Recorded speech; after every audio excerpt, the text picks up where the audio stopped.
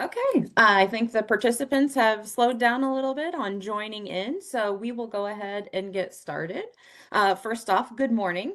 I am Caitlin Justice with the Department of Commerce and Economic Opportunity, and I am with the Office of Accountability, and I'm a technical support manager in that office, and we also run the virtual help desk, and we offer these monthly trainings. And you may be thinking it's kind of off this week. We're hosting this revolving topic on the second Wednesday of the month, which it's usually on the third Wednesday of the month. But next week we do have a state holiday, so we had to transition. So appreciate you being flexible with your schedule and joining us today. Today's topic is on capital grants. So we will be discussing all the ins and outs of capital grants and what all that entails. I do want to point out that we are recording this presentation and I will be distributing that, the recording and the slides after the conclusion of the presentation. So I'll send that electronically to the participant list as well as all of those that have signed up for the revolving topic training. So maybe if some of your coworkers or colleagues aren't able to attend, if they are on our revolving topic sign up list, then they will also get a copy of the recording. I have been posting them as well to our grantee resource site under our trainings tab. So I will get that up later this afternoon as well. So that'll be available to you if you'd like to refer back and review this at a later time, or if you just need to go back and kind of refresh yourself. So with that being said, we will go ahead and get started.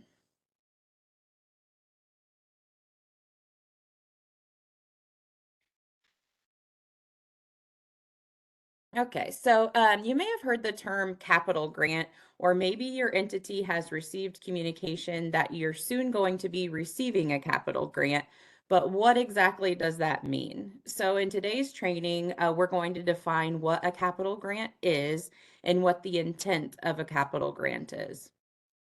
We're going to review the application documents that are to be submitted for the capital grant. So if you have a project in mind for your grant, it will also need to follow the bondability guidelines, which we're going to discuss further and provide you the resources for. Another thing is if you receive a capital grant over $250,000, your project will be required to follow the Business Enterprise Program or the BEP requirements. Due to the nature of capital grants, there are specific requirements and environmental reviews that involve other state agencies that we're going to cover. Capital grants over $500,000 are also subject to the Illinois Works Apprenticeship Program, which we'll go into. And these capital projects are also subject to the Illinois Prevailing Wage Act. And then lastly, we're going to wrap up with some scenarios that involve capital grants and some examples of bondable projects. So what is a capital grant? Capital grants are enacted by the General Assembly that address critical infrastructure needs in Illinois. This investment affects communities across all of Illinois, from rural communities to large cities. And capital grants can involve projects such as site improvements, utility work, new construction, or renovations. The General Assembly enacts appropriations for DCEO's capital grants in two forms. The first being a lump sum appropriation, and the second being a line item appropriation. So both lump sum appropriations and line item appropriations are both awarded utilizing the state's uniform grant process governed by the Illinois Grant Accountability and Transparency Act, also referred to as GATA. So you may have heard that term before, GATA. So that's the Grant Accountability and Transparency Act. So a lump sum is a capital grant to be funded from a lump sum appropriation that is announced using a notice of funding opportunity, or we call NOFO, which is the formal announcement pursuant to GATA of an opportunity to apply for state funding from a state agency. The NOFO invites applications and provides grant information such as details regarding the proposed program, eligibility, and evaluation criteria, funding preferences or priorities, and the submission deadlines. So at the close of the NOFO posting period, DCEO then reviews each submitted grant application, verifies the applicant's eligibility, conducts a merit review of the application, budget, and other required documents, and offers the grant award to the successful applicants. And then in some cases, legislative initiatives for specific projects are identified after enactment of a lump sum appropriation, and a portion of the lump sum is then allotted to a capital grant for the specific project.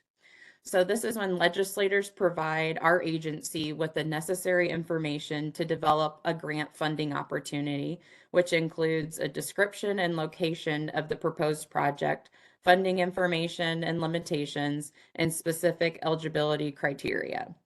So like in the other capital grants, these are also awarded using the GATA grant process. So now I'll share more on the capital grants process.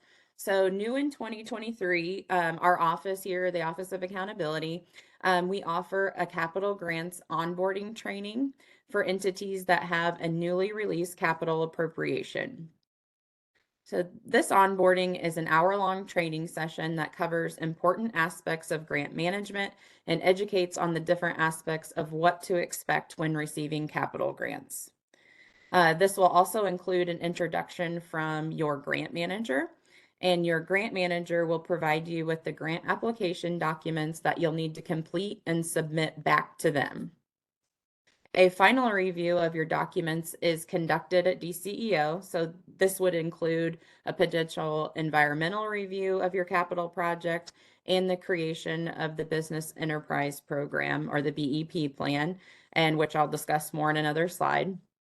And after those reviews are complete, you'll receive a notice of state award, which we refer to also as a NOSA. And this is for you to accept through the GATA grantee portal. And then we are able to move on to the grant agreement. So the next step is the executed grant agreement stage, which the grant agreement is that legally binding document that lays out all the project expectations and the grant requirements. So the grantee, as the grantee, you'll review and sign the grant agreement, and then it comes back to DCEO executive leadership to review and sign the grant agreement. So once both parties have signed the grant agreement, we've considered that an executed grant agreement. So once it's been executed, your entity will be able to begin to report grant expenditures through monthly or quarterly reporting. So as the grantee begins implementing these project objectives, periodic financial reports and periodic performance reports will be due to your grant manager. Once those reports are submitted, the grant manager and other DCO staff reviews and accepts the documents, or may ask you for additional supporting documentation. So for example, if you submit your reports, but you forgot to include your invoices or canceled checks, your grant manager will then turn around and ask you for that supporting documentation, so they have verification of those expenditures. So grant monitoring is also needed to comply with the terms and conditions of the grant agreement, in addition to completing an annual audit, which is also to be submitted in the GATA grantee portal.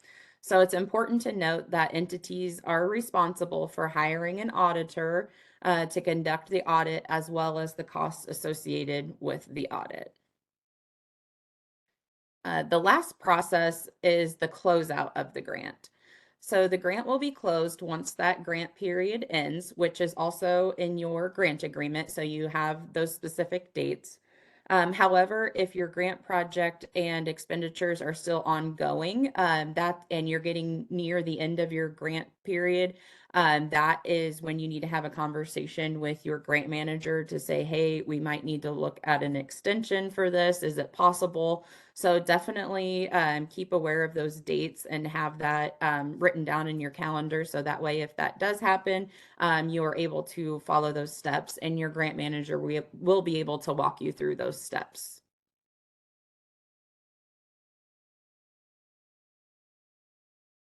So if you've been notified of your released capital appropriation, you may be questioning how to even start this grant establishment process. So once DCEO is notified that an appropriation is released from the Governor's Office of Management and Budget, a grant manager here at DCEO will be assigned to your capital grant and reach out directly to you. So they are provided with information from the General Assembly that includes contact information. So they will reach out directly, and it could be if, say, if you are the grant manager for your entity, they may have your, for instance, your CEO's email or even your mayor's email. So that contact is who they will be reaching out to. And then that will just be a conversation within your executive leadership to make sure that the correct contacts are then working with the grant manager and the reports. Because sometimes, if, for example, an entity, maybe the mayor is the contact, but they have a grant manager on staff, or another person at the entity is actually handing all the grant information. So the grant manager wants to contact the person that deals with the grant on a day-to-day basis. The mayor's there to oversee it and sign, be the authorized signatory, but they may not be the ones that are actually working on the project day to day. So, but the grant manager will be reaching out directly to you. And your grant manager is also your main point of contact for questions, document submission, and any grant specific questions. So it's very important that you can communicate any contact information changes, or if your grant project changes, you need to get that conveyed to your grant manager so that they have the most up-to-date information. Just another resource to point out here at DCEO is our grant help desk. So this is a virtual help desk run by the Office of Accountability, and we field grant related questions via email, or we have a form submission. So we monitor the help desk during regular business hours.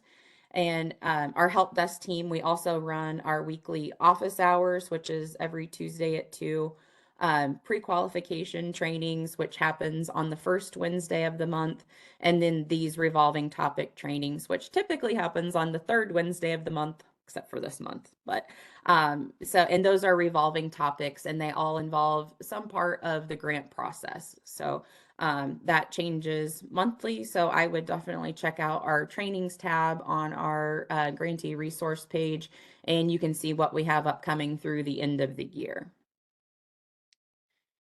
With that being said, in regards to the help desk, so we can answer pretty generic questions about grants. And if it's a specific question, we can then connect you back to your grant manager or that subject matter expert in that area that you're asking about. So, so just please note that we may have to reach out to someone else if the question is pretty specific. But we can get you in the contact with the right person and get you the answers needed so that all your questions are answered. So, just some examples of some inquiries that we receive. So we help with access to the GATA grantee portal. So say, for example, you're new to the entity, and the person in your job before you had left but didn't leave any information about how to log into the portal or how to access the portal. You can reach out to the help desk, and we can get you those steps on how to get registered in the portal and get you access back to your profile page. So we help with that very frequently. We answer a lot of questions on pre-qualification. So in all of the requirements of pre-qualification. So for example, if you're in the GATA portal and you see something red or your sam.gov is expired, you can reach out to the help desk and we can explain why you're not in pre-qualified status and what you need to do to fix that. We can also answer general audit or risk assessment questions if you have anything that comes up as you're completing your audit or have questions on like the certification or due dates and things like that, we have access to all of that. So feel free to use the help desk for any questions. That's what we are here for. Just keep in mind those specific questions that directly relate to your grant will better be answered by your grant manager. So with that being said, once you've been contacted by your grant manager, they will email you the specific application documents that will need to be completed and returned to them so they can begin the review of your project. So most often we are asked how long the establishment of a grant takes. So that time frame takes into consideration many factors. The first being how soon you complete and submit your application documents back to your grant manager.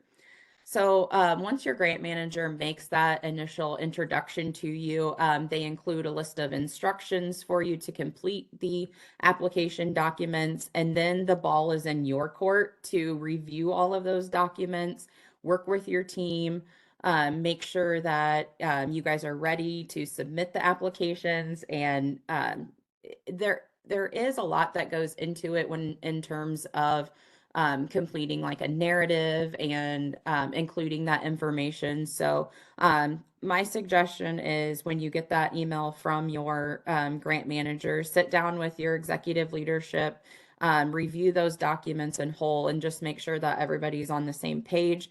And with that being said, sometimes that takes time to go through. Maybe you had an idea for a project, but that's not really going to work out. So you need to think of something of what you're going to use these grant funds for.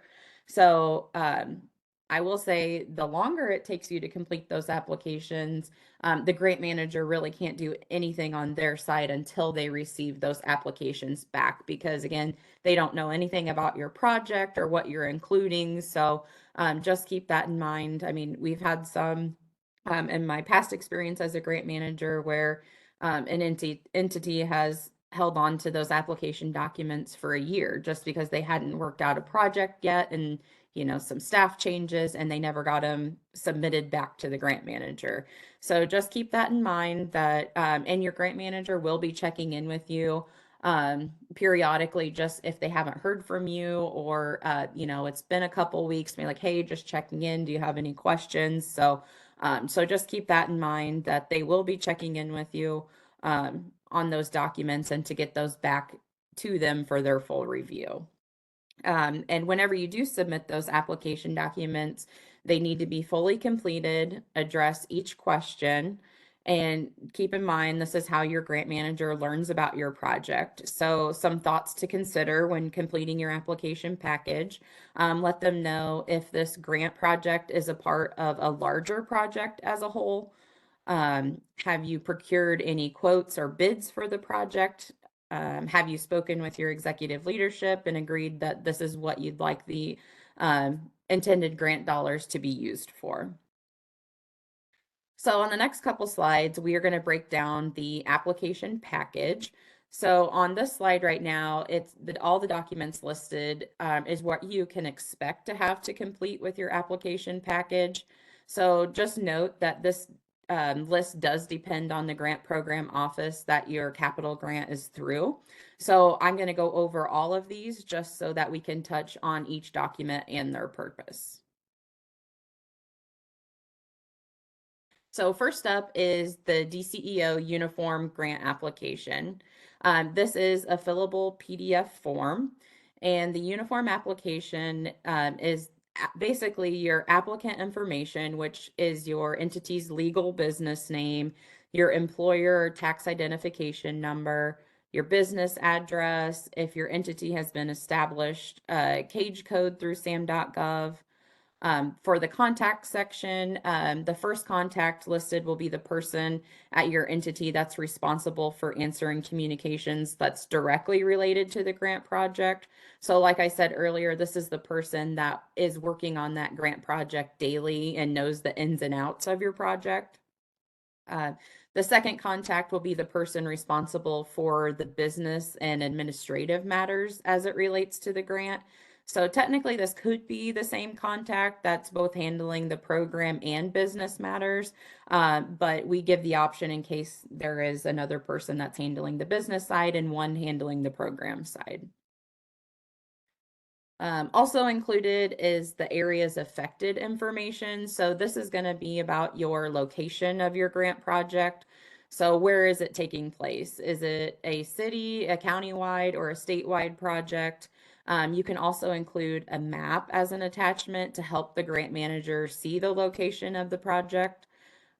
This section is also going to ask for your legislative or congressional district that you, as the applicant, belong to, in addition to the legislative and congressional district where the project is located.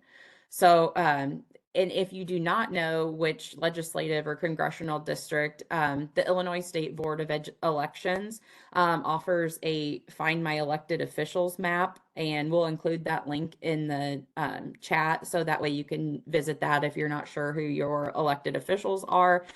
It's very easy to use. You just click on that link and then you can open up and type in your business address and it'll populate who your official is. You can also do that for your project location. You'll just pop in your address and it'll populate that as well. So the applicant's project information includes a title name of the project. So for example, the Grant County water main replacement. And then you'll include your estimated start and end date for the grant project. You'll also include in this section if you're having funding from other sources. So maybe your entity has to contribute funds to the project because the grant that you've been awarded isn't going to cover the entirety of the project. So that section is where you're going to add in those additional funds. So then at the very end of the uniform application, it's then signed by your entity's authorized signatory. So this is your entity's CEO, the mayor, the village president, or the county board chairman, someone at the top of your entity. They are your authorized signatory. So they may not be the ones completing the application, but there is a signature that you need to have on the application. So the next document up is the project narrative, or also called the program application. And that title just depends on which DCEO program office your grant originates from. So although each program office tailors their project narrative or application, I'll give you some examples of what could be included in that narrative. So you could be asked to include a scope of work, which is that detailed narrative description of your project, which you can add in what you intend to do with the funding. Is it going to be construction, renovations, site improvements? Are you acquiring a building? Are you buying a building? Those are just to name a few project ideas. So although there's no formal length of text that is stated, just be sure to accurately describe the entirety of your project and the benefit it will serve to the public. So with this, the proof of project location may also be asked for. So that could be a map or a digital photo, or if the property is owned or leased by your entity. So for example, going back, if you're doing a water main replacement, if you go out and just snap a couple digital photos and say you're at between the First Street and Third Street corridor, and you just take that picture of where that project location is to include with it. So it gives your grant manager an idea of where those projects taking place and a look and just to look at it. And so they have that proof of verification. So the narrative could also ask for more specific information about your entity. That's what type of services you provide. Do you offer programming? Any information about the public benefit, which ties back to the purpose of the project and what the grant funds will help to accomplish for the public good. We're going to go into sources of funding as well. So this is that section does your project need funds above and beyond the grant? Is there a match required in the grant from your entity to obtain these grant dollars? So If there were to be a match, you'd have to include that information, or if your entity is contributing funds to that project above and beyond the grant. Questions can also be included that will help your grant manager assess your risk with programs. So that could include questions on financial stability, how your entity implements requirements, your external partnerships, and your proof of reporting. And like the uniform application, the program narrative will also be certified by your entity's authorized signatory. So that'll be your CEO, your village president, mayor, and the like. Next up is the budget template. So I would say, coming from the help desk, this is probably one we get a lot of questions about is the budget template. So I'm going to break it down for you. It's in an Excel workbook, and there's tabs that you work within in that workbook. So we'll break each of those down so you can see what exactly entails in each of those workbook pages, and kind of just gives you a brief overview of what to expect when completing that budget template.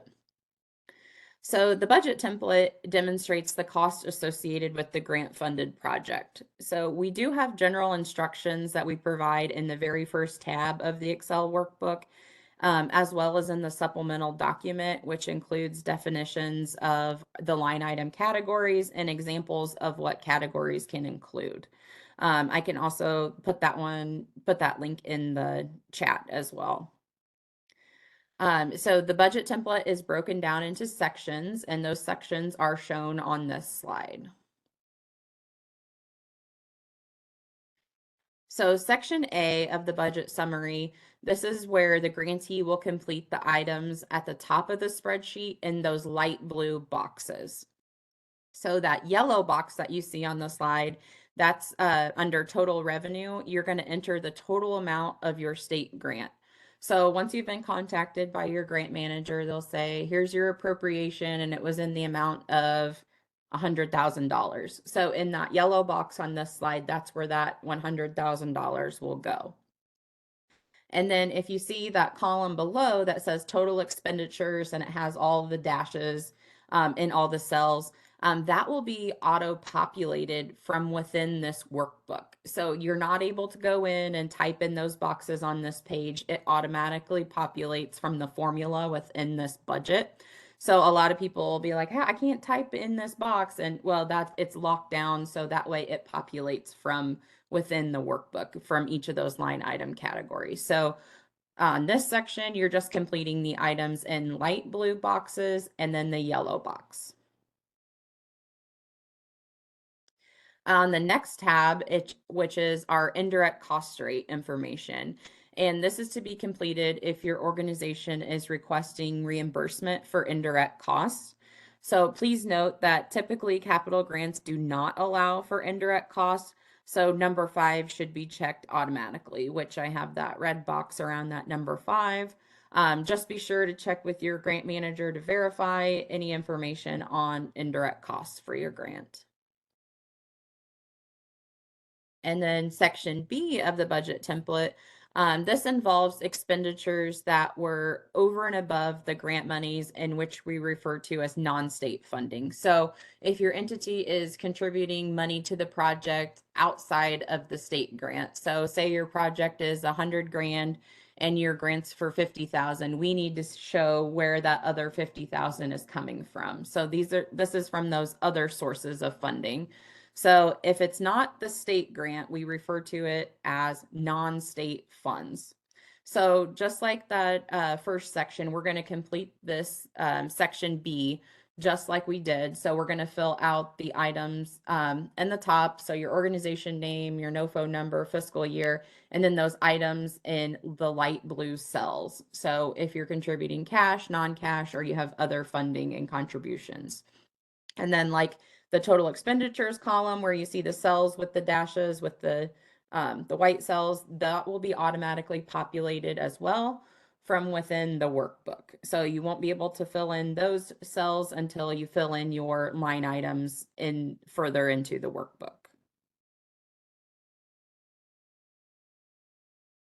The next tab is the budget certification.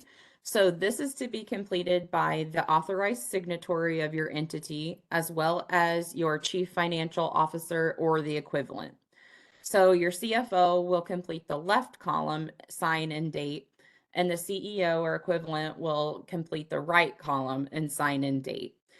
Just to let you know, this certification page can be exported and scanned back in as a PDF. So if you do get wet signatures, you are able to do that. I had a lot of grantees that would just export this page and send it to me back completed as a PDF. So that's perfectly fine if you would like to do that. Okay, so now we're getting into the nitty-gritty of the budget template. So these are the line item categories in which you're going to show us the how you're going to be spending the grant money.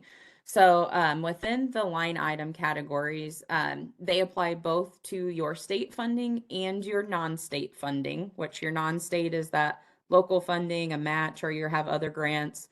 And then these are the categories you'll complete to show your grant manager how you plan to expend your grant funds. So there are 11 categories of line items in capital grants. However, you do not have to utilize all categories. So at the top of each line item category, there's a synopsis is included to help you identify if that category is applicable to your grant project. So just, I want to point out that some categories do have stipulations. So I put design and engineering on this slide because it's one of those line item categories that do have stipulations. So with that being said, for design and engineering, only 10 to 15% of your total state funded portion can be used for design and engineering. So for example, if your state grant is for $100,000, the maximum amount for design and engineering for state funds would be $15,000. So it should be noted that you can apply any amount of state funds to all categories. So with this being said, you're limited to that 15 up to 15% in state funds for this. So if it goes over and above those $15,000 and you want to contribute um, funds from non-state funds, then that would also go on this page and you can add that into the slide. I know it's a little bit hard to tell on this slide, but there is a shaded row that's under the state total row, and that's where your non-state information will go. You can see to the right where it says non-state total, there is a very lightly shaded row, I guess I will say that, and that's where your non-state information will go. So breaking down this, you can see the purpose column, description of work, and item cost. So purpose, you're going to include the type of expenditures you plan to use these funds for. So using the design and engineering expenditures, we're going to pay for architectural drawings and plans for the project. So the purpose could be plans and drawings, and then your description of work can include architectural plans and drawings for phase 1. And then the item cost would be the estimated expenditure for those drawings. So if we're going to use that same example from before, I can put a number in there, but it can't exceed that $15,000 if my state grant was for $100,000. So, and then underneath those columns, you will see, oh, I skipped ahead. Sorry about that. You'll see a narrative state box. So that is where we're going to describe the purpose and the description of work of what we just input in those rows.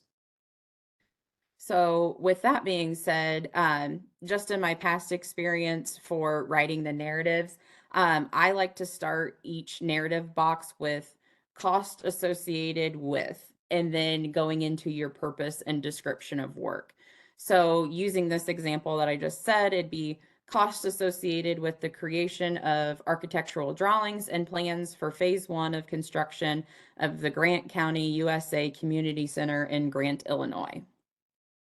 And then if I were to be using non-state funds on design and engineering, I'm going to complete that bottom box, which is the narrative non-state. So again, I'd say cost associated with, and then say the overage of this amount money for the architectural plans and designs. So that way your grant manager can see exactly a little bit more to the story of what's going into this instead of just architectural plans. Well, what are the architectural plans for? Be a little bit more descriptive. So, and just another example, like if you needed to buy light bulbs, okay, well, where are the light bulbs going? It's just like tell them the story of what these expenditures are going to be used for. So, with that being said, on each of the line item categories, you'll fill that out for each of those 11 categories that you feel your grant project will need. And then once you've completed that, your it will formulate into this narrative summary tab, which is the tab that follows all of those line item categories. So you can see them broken out here. So you design and engineering, building land purchase, etc. So if I put the item cost in each of those line item categories, it will automatically populate to the state column. And then if I added non-state funds to any of those line item categories, it'll populate in this non-state column. So as you can see, there's nothing entered there because I didn't have anything entered into my spreadsheet. But if I did, that's where those numbers would show up and populate. So, and this, let's see. Oh, and the total column, so that would add in your state and non-state and give you a total for that last column. And then at the very bottom, you'll see the total project cost. So when looking at this column, this is how I always verify my state funding. So if my project was for $100,000, that first state column needs to equal $100,000. So if it's $99,999, I need to go back and see in my line item categories, I need to add a dollar somewhere to one of those. And those are estimated figures. They're not fixed figures, but the best estimate that you can get. So if, for example, if building and land purchase or wiring and electrical was $499, I can go back into that line item tab and just make it an even 500 to get that state column back to equal that $100,000. So just note that that state column and everything needs to equal out to your total grant amount.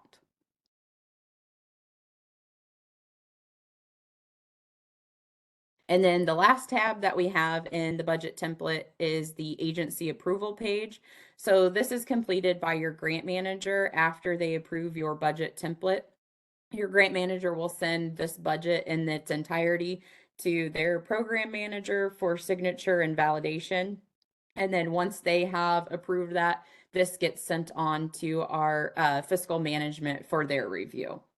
So that is the budget template. I know there's a lot of information that goes into it, but we have a lot of resources for you. We do have a few videos on our grantee resource page as well.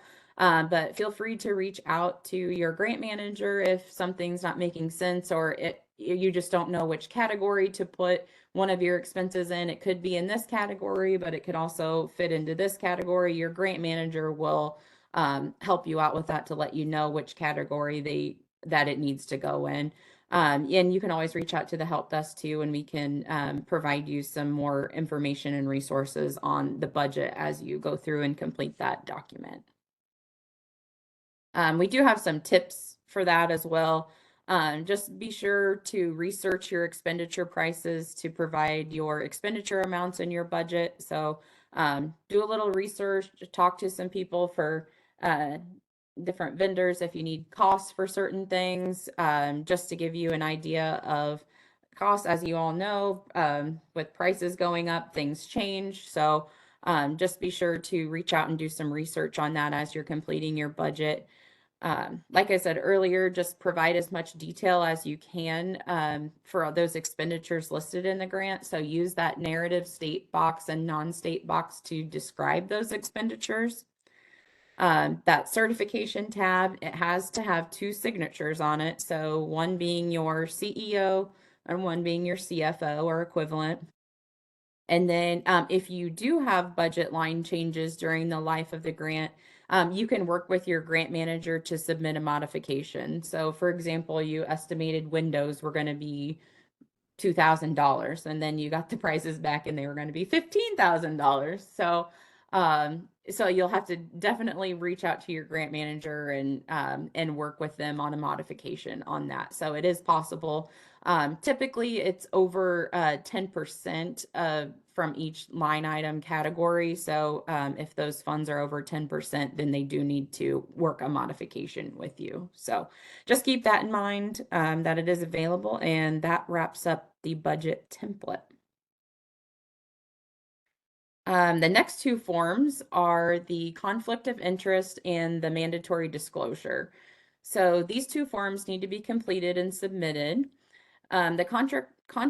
Sorry, I can't talk today. The conflict of interest is required to disclose any actual or potential conflict of interest that could affect the state award for which the grantee has applied or received. And then the mandatory disclosure is required to ensure the entity has a duty to disclose all violations of criminal law, including fraud, bribery, or violations potentially affecting the specific grant award. The W-9 and IRS letter. So the IRS Form W-9 is to be submitted with your application materials. So this is a one-page document that's used to validate your taxpayer identification number and certification. And if you do not have a recent W-9, that form is available on the IRS website, and I think we can link that in the chat for you directly to that. But to accompany that W-9, an IRS letter is also required for submission. So as of July 1st of 2006, DCEO, our agency, is required by the state of Illinois Comptroller's Office to verify each grantee's entity's name as it is registered with the IRS and for the Federal Employment Identification Number, or that FEIN number. If you are a governmental entity and a not-for-profit that is not established with the IRS as tax exempt, there's a specific letter that you need to request and that from the IRS, and that is the letter 147C. You can request those letters via the IRS business line. And if you are a not-for-profit entity, which is established with the IRS as tax exempt, then you will need a letter 4168C. So two differences. So if you're tax exempt or not recognized as tax exempt, you have two different letters to request. So just make sure you're requesting the correct letter.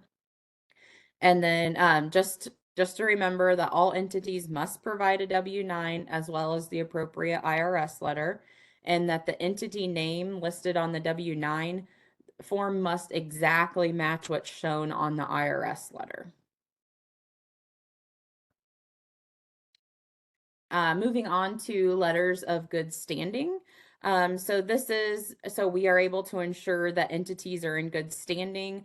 Letters of good standing are required for certain entities. So if your entity is incorporated as a not-for-profit corporation under the General Not-for-Profit Corporation Act of 1986, your entity is required to submit a certificate of good standing from the Illinois Secretary of State's office.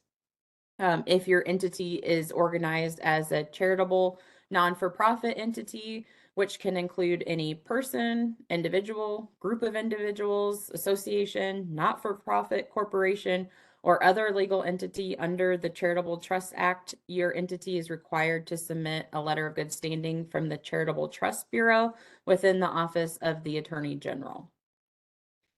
Just keep in mind that all good standing letters must list the exact entity name as the IRS letter and W-9. So I did put an example on this slide. So an applicant submitted a W-9 with ABC Services, but the IRS letter submitted has Alpha Beta Charlie Services. The entity names do not match, and they will be returned to the grantee to update. So be sure to complete that exactly how it is on your IRS letter, and all forms must match. So that wraps up all the documents in the application package. Just remember that depending on your program office handling your capital grant, the application package could look a little different. Just be sure to follow the instructions and use the documents sent by your grant manager. Now moving on to some requirements that are specifically tied to capital grants. Bondability guidelines. So these are guidelines that provides a set of, these are guidelines that provides, helps you to determine whether a specific project or class of projects is eligible to be funded. So this item, the guidelines are used as a reference tool only. Our final determination of bondability is at the discretion of DCEO. Examples of expenditures include architectural planning, engineering, design, site improvements, utility work, new construction, reconstruction, or improvement of buildings or structures. So in other words, the expenditure must be tied to work that significantly increases service potential of a building or structure used by the state of Illinois. Since capital grants are backed by bond funds, which requires the useful life of the project to be greater to or equal than the average life of the bond issuance from which the project is financed. So most of the state's bonds are issued on a 25-year level principal issues with an average lifespan of 13 years. So just an example of that, excuse me, the useful life expectancy of a roof is greater than the bond term and would be more useful expenditure for this capital project than, say, for instance, a laptop computer, which has a useful life expectancy of about 3 years and would not outlast the bond life. So roof bondable, laptop not bondable. And then we have a reference guide to those bondability guidelines. We can include that in the chat. Another requirement of capital grants is the Business Enterprise Program, or BEP. So I've talked about this briefly earlier in the presentation, but so the BEP assists business owned by minorities, women, and people of disabilities gain access to the state of Illinois procurement process.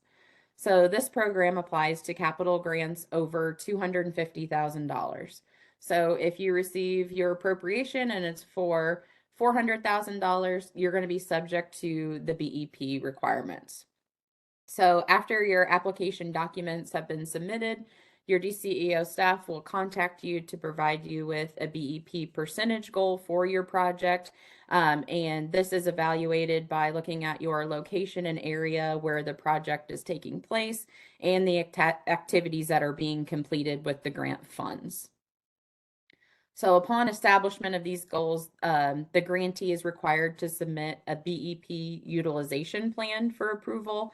And once you have selected contractors. So the BEP utilization plan identifies the selected BEP vendors the grantee will be using on the project, the useful work the vendors will be performing, and the amount they will be paid. So upon approval of your utilization plan, the grantee will then be required to submit lien waivers with the required periodic financial reports for the certified vendors to show proof they completed the work and they were paid.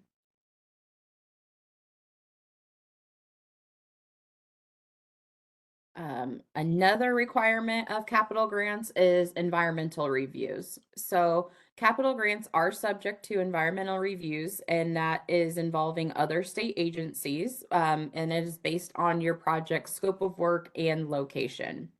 So after reviewing your grant application documents, your grant manager will notify you if an environmental review is necessary and what documentation is requested. So depending on your project, your environmental review results, you may need to revise your scope of work to accommodate the findings.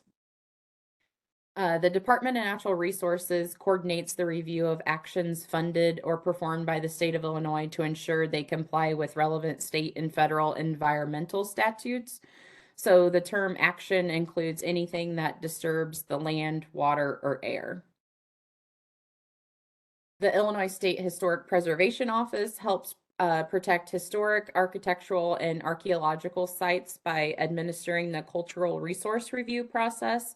So the SHPO office will identify any historic properties and resources within your project area, which may require hiring an archaeologist or historian to analyze your area for any historical significance.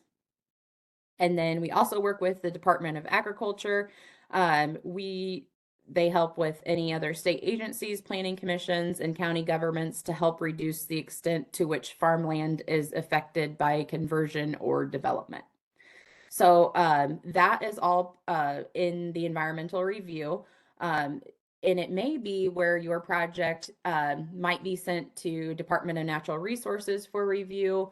It could be sent to Ag, or it could be sent to State Historic Preservation Office, and your grant manager will notify you which reviews are to be completed and the instructions to do so. Next up is the Illinois Works Budget Supplement. So this is a part of the Illinois Works Pre-Apprenticeship Program, which is designed to increase the number of qualified construction and building trade apprentices who are women, people of color, and veterans. And it prepares them to enter into a full apprenticeship programs on their way to careers in the construction and building trades. Your grant manager will provide you with the Illinois Works Budget Supplement for you to complete and submit to your grant manager. And this is due within 90 days after that grant execution. So if you have more questions on that, we do have a resource for the apprenticeship program, and that link can be found in the chat as well. Next up is prevailing wage. So the Prevailing Wage Act requires contractors and subcontractors to pay hourly prevailing wage rates to all workers on all public construction jobs or public works jobs. This is set up by the Illinois Department of Labor, and they establish the prevailing wage rate in all 102 counties in the state. So that link is also in the chat if you wanted to log on to that to check out your project location to see what that rate will be. Next up is procurement. So procurement is the purchasing of goods and services, and we follow the 2 CFR 200, and those procurement standards must be followed with your grant pursuant to your grant agreement. And these standards help you to efficiently spend grant funds because these standards help you to identify the most cost-effective option to carry out your grant. Procurement methods that you will need to use is determined by the size of purchase and the type of purchase. There are 5 procurement methods that you must follow with your grant funds, which include micro purchase, small purchase, sealed bids, proposals, and non-competitive procurements. So please keep in mind that all procurement methods must be documented. We also have a one-page reference guide. I've got a little snapshot of it on this screen, but going to include that link in the chat as well if you wanted a little bit of a snapshot of procurement. We also have a great video on procurement on our grantee resource page. Next up is reporting. So throughout the life cycle of your grant, you're going to be asked to submit your periodic financial reports and your periodic performance reports. And you're going to submit those to the contact outlined in your grant agreement, which is most likely your grant manager. Your reporting frequency varies, and the reporting requirements will be outlined in your grant agreement as well. So those dates will be embedded in your grant agreement. So definitely take a highlighter, mark those on the calendar so you can see when your reports will be due. I think that's probably another one of our biggest inquiries into the help desk is why am I on stop pay list and they did not submit a report on time. So just be sure to make note of all of those reports and when they are due. They are considered late if they're not submitted within 15 days of the prescribed due date. And these forms do require Adobe Acrobat. So sometimes if you're working off of a phone or a different type of device, you may need to try a different web browser or try a different device if you're having issues opening up the documents. Just some more tips on reporting. Try to be as specific as possible when entering your data and the expenses into your reports. Keep all documentation and receipts throughout the project. Um, it is recommended not to pay in cash as it can create difficulty in providing a proof of payment. You can also keep a ledger of your project expenditures. In some capital grant programs, they do provide you a ledger template. And then just be sure to keep and file all documentation for at least 3 to 5 years. Record retention depends on the type of funding and will be listed in the grant agreement. This is an example of the periodic financial report, which we also call PFR. And this is what measures your financial expenditures. And with that, this is the report that's going to be due throughout the life of the grant. And also with that, there is a final PFR due at the end for the completion of the grant term. The periodic performance report is the PPR, and this is what measures your grantee performance. So this is how you're going to report on your deliverables, such as the new HVAC system was purchased and installed, your parking lot was paved, or a new roof was installed. Supporting documentation is generally not needed for capital projects PPR unless requested by your grant manager. So remember that, like the financial report, the performance report will be due throughout the life of the grant as well. Next up is audits, and audit reporting is an important part of receiving Illinois grant funding. You're going to submit your audit reports annually in the GATA grantee portal. Not completing the audit will get you on the Illinois stop payment list, so just be sure to read your grant agreement section on your audit requirements. So the due date of your audit report will be based on the type of audit needed and your entity's fiscal year end date. So as the grantee, there's likely going to be an expense associated with your audit that you will be responsible for. So just keep that in mind, that there will be audit expenses incurred. The screenshots show how your audit section will look in the GATA grantee portal. So from the main menu, you're going to scroll down to active audit reviews and then click view next to the correct audit ID. So as you can see, it says this certification, which is step 1 of your audit, is past due. So you can click on that view button to see exactly what you need to do to complete that. This slide shows you the different audit types and submission deadlines. As you can see, it's based on the grantee's fiscal year of the expenditures of state awards or federal awards. I mentioned stop pay briefly. So the grantee compliance enforcement system is an outline of a statewide framework for state agencies to manage occurrences of noncompliance with grant requirements. So using this system of grantee noncompliance, it's consistently processed among state agencies. So under the terms of the system, the severity of the noncompliance issue dictates the enforcement action required by the state agency. So what impact does the Illinois Stop Payment List have on grants? State agencies cannot issue a payment or execute or modify a grant to increase funding if an entity is on the stop payment list. The state agency must notify the entity in writing of non-compliance issue, and communication will state what that entity will need, why they're placed on the Illinois stop payment list, if adequate action by the grantee, including raising any objections if it is not taken within 15 calendar days. We also have a resource guide on the grantee compliance enforcement system. It's a summary, and it can be found in the link in the chat, or also on our grantee resource page. So just to wrap up, I'm going to cover a little bit about some examples of capital project appropriations that we currently have. Um, so this is just to give you an example of the type of language and the projects that are considered bondable and follow the bondability guidelines. So just remember that the term bondable expenses are those that outlast the length of the bond term or the life of the grant, which is estimated to be about 13 years. So the intent of the capital grant is clearly stated and the projects must meet the intent to pass the review. So for example, if a DCEO capital appropriation was released for an entity that stated for costs associated with installing a water filtration system, but then the grantee submitted application for resurfacing streets under that intent, the application materials would not match the capital appropriation language and intent. So some capital appropriations can be very specific.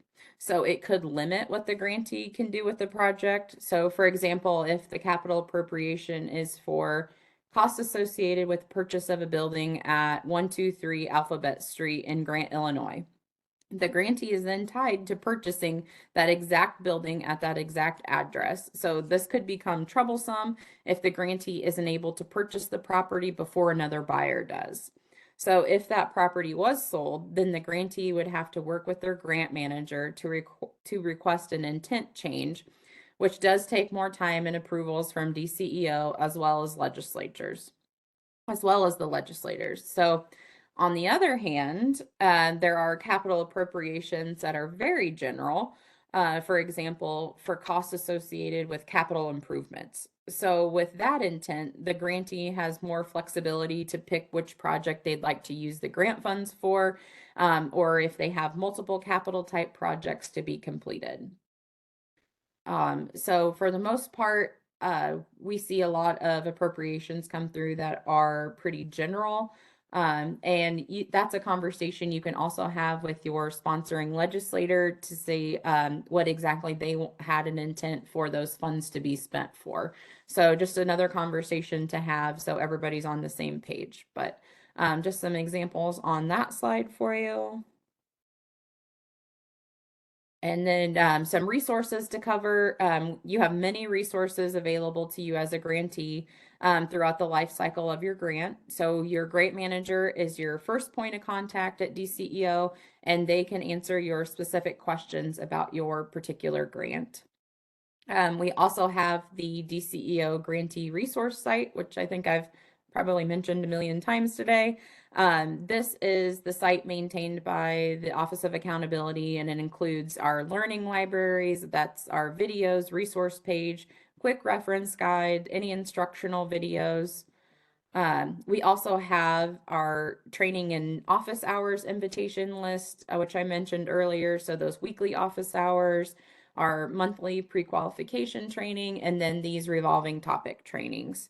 And then the last resource listed on that slide is our help desk email. So any questions or anything, please reach out to us. We are happy to help and get you in touch and with your grant manager or program office or whoever needs to be contacted or get you the answers to your questions. So it's a resource available to use. So we highly recommend you using it and just ask any question. There's no dumb questions, as they say. We get everything. So we are happy to help provide technical assistance to you and help you on your way through your grants.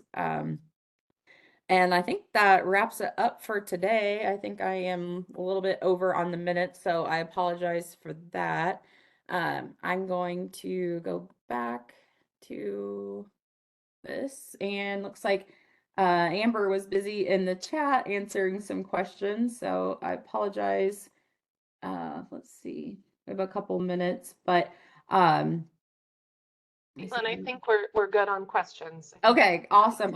Thank you, Amber, for answering all of those. If you didn't get a chance to ask a question today in the presentation, I'm going to put in there one more time our help desk email. So send those to us. I'm on the help desk today, so I'm happy to help you.